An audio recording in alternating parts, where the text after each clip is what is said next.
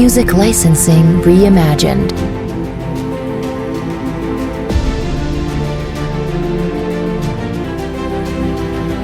Aucune société ne peut prospérer en laissant de côté sa population. Aujourd'hui, en cette journée internationale des droits des femmes, on est de nous rappeler que l'égalité entre les genres est non seulement une question de justice, mais aussi un moteur de progrès pour tous. Le 8 mars n'est pas seulement une journée de célébration, mais aussi un moment de réflexion et d'action. C'est l'occasion de reconnaître les luttes menées, les victoires obtenues et les défis qui restent à relever pour assurer un avenir plus juste et égalitaire. Très chers téléspectateurs, bonjour et bienvenue à votre nouveau numéro de l'écho de l'entrepreneuriat.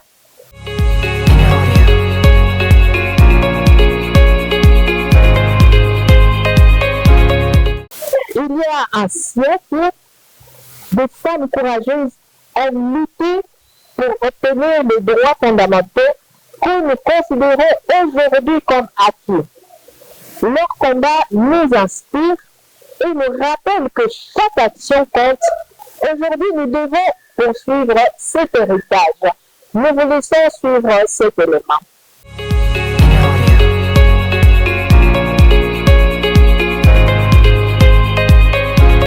Naza Mama Charlotte King. Naza na osu. Natekaka nanga liboso mpe kanda. Natekaka na microfone na ngai itateka mbiambi ita sosa morongo ikala imbongo ilomba mpasi ya mdina itateka bimabiamu na microfone na croquette matemba.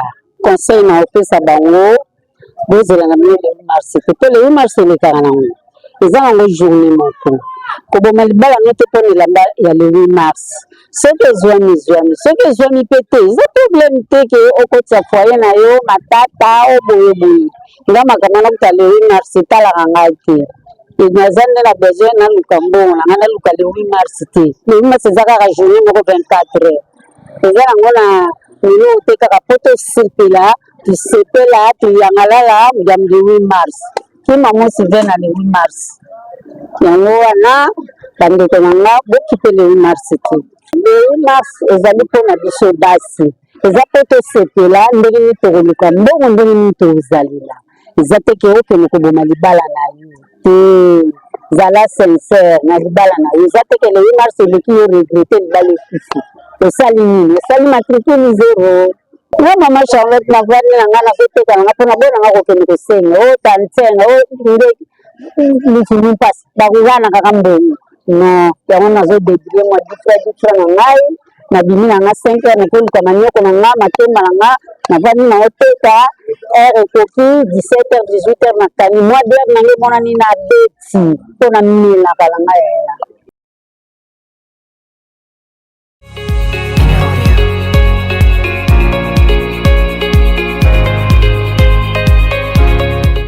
Mars, Journée internationale des droits des femmes. Cette date est marquée par des luttes sociales, des avancées scientifiques et des événements politiques majeurs. Cette journée trouve ses origines dans les luttes féministes du début du XXe siècle.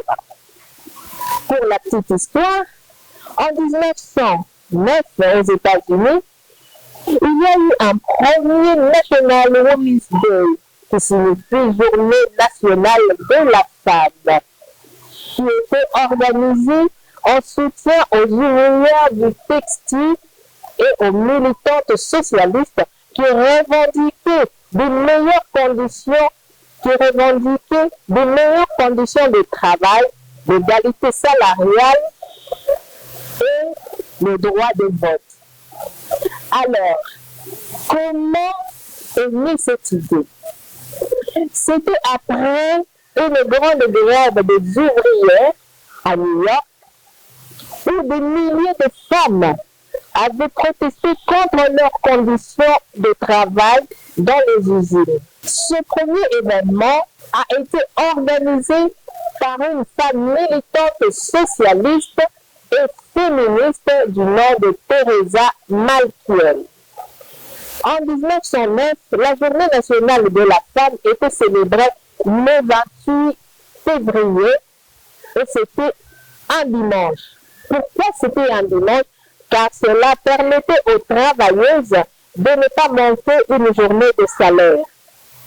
Et cette tradition du dernier dimanche du mois de février avait continué aux États-Unis jusqu'en 1913.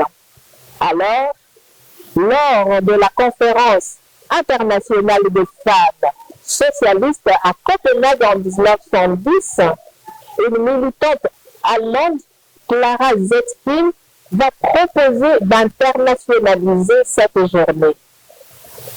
En 1917, en Russie, les ouvrières vont déclencher une grève massive. Et c'était le 8 mars. C'est ce qui va alors accélérer l'adoption de cette date au niveau international. Et c'est alors que l'ONU va officialiser le 8 mars comme journée internationale des droits des femmes. Et c'était en 1977.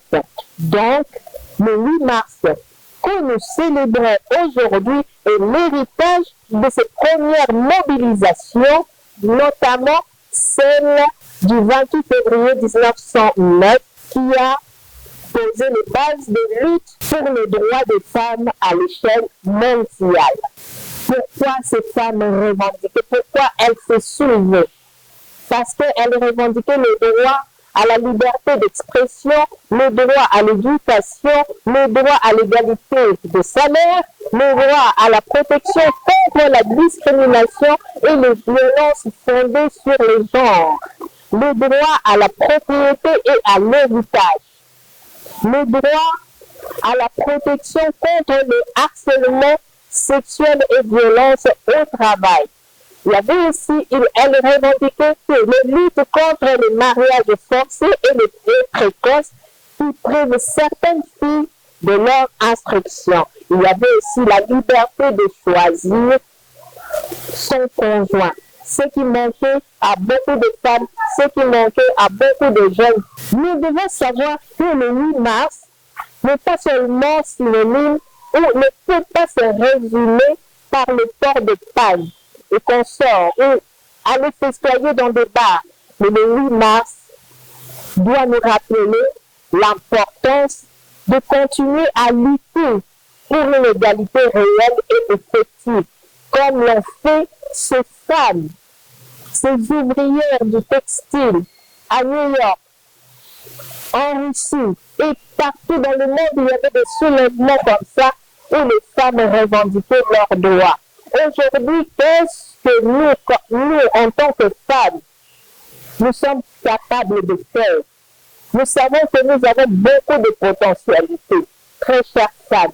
Mettons ces potentialités au service de la population.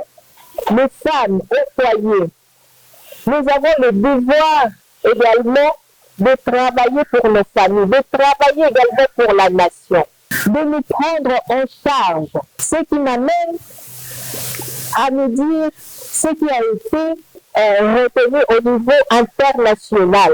On parle pour toutes les femmes et les filles, droit, égalité et autonomisation. Ici, au niveau national, dans notre pays, la République démocratique du Congo, le thème, c'est la Congolaise au centre de toutes les ambitions. Ça veut dire que les femmes ont le droit de travailler. Les femmes ont le droit d'aller à l'école, ont le droit de s'exprimer, de prendre la parole. Les femmes, elles n'ont pas un instrument de plaisir pour qui que ce soit. Non, pas du tout. Pas du tout. Femmes, vous devez vous lever. Prenez-vous en charge en faisant quelque chose. En faisant quelque chose et ne pas se laisser faire. Oui, vous avez votre beauté, mettez ça au service de la nation. Dans le sens que Vous avez votre beauté et votre intelligence aussi doit travailler. Vous devez être une femme forte, une femme intelligente, et là, vous serez considérée comme une bonne femme.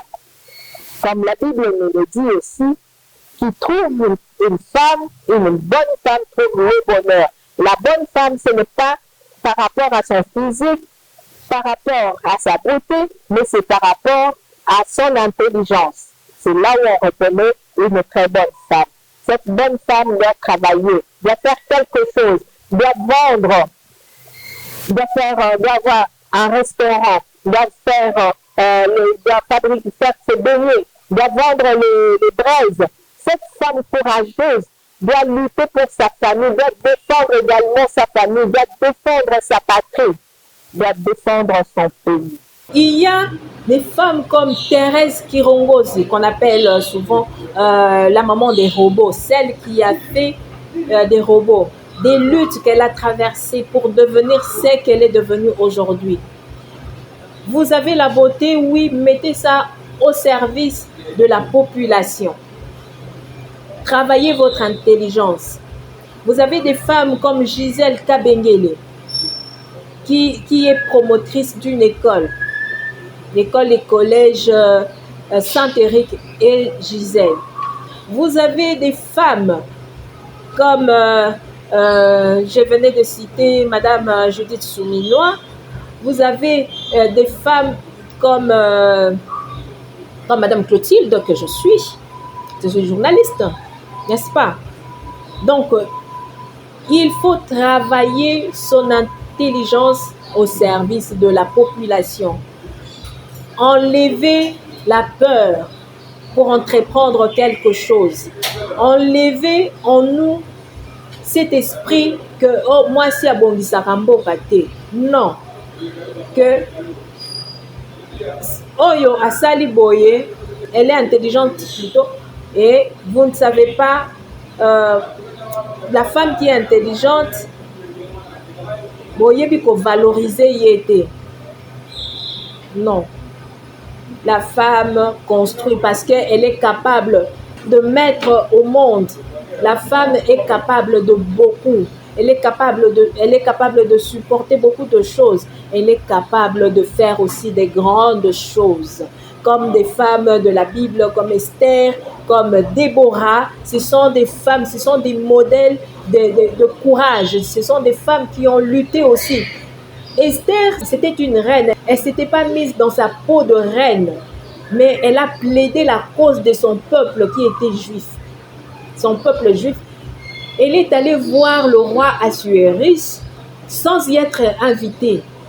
Par son courage, par la foi aussi qu'elle avait, elle est allée voir ce roi et elle a prié, elle a lutté pour son peuple. Il y a des femmes, la femme comme Déborah qui était juge d'Israël, qui a aussi lutté. Ce n'est pas pour bafouer le droit des hommes, non.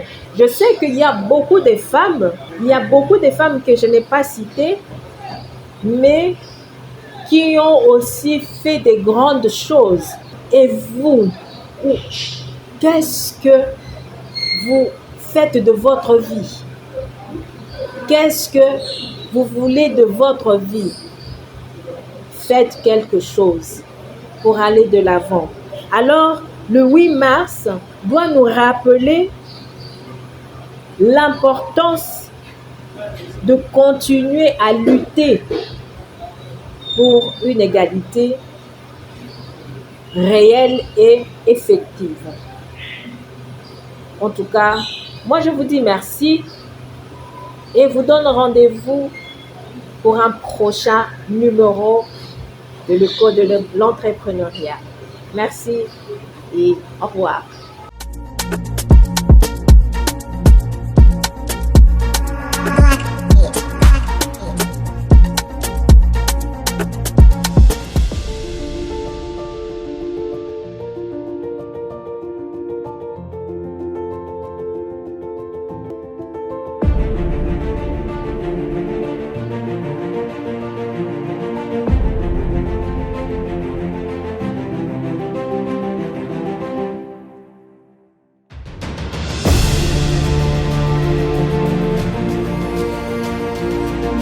Music licensing reimagined.